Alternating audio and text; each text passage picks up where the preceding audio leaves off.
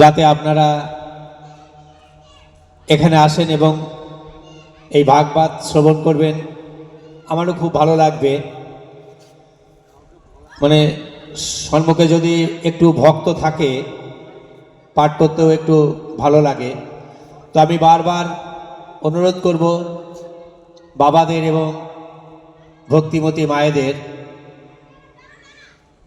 এই প্রজা প্রাঙ্গণে এবং স্টেজ প্রাঙ্গণে আসার জন্য।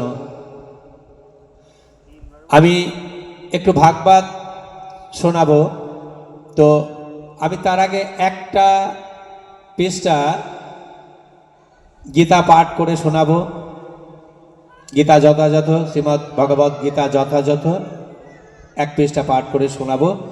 তারপরে আমি ভাগবতে যাব, যেটা জানি না এখানে করেছে কিনা মায়েরা। তো আমাদের ওখানে বাবারা মায়েরা 1 মাস ধরে কাত্যায়নী ব্রত পালন করলেন।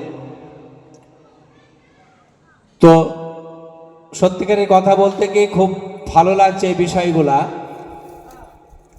তো আমি সেই কাত্যায়নী ব্রত এবং দামোদর মাসের মাহাত্ম্য আমি একটু পাঠ করে শোনাবো। তো ওই জন্য আমি বলছি যে মা, যদি আপনারা আসেন মায়েরা, খুব ভালো লাগবে।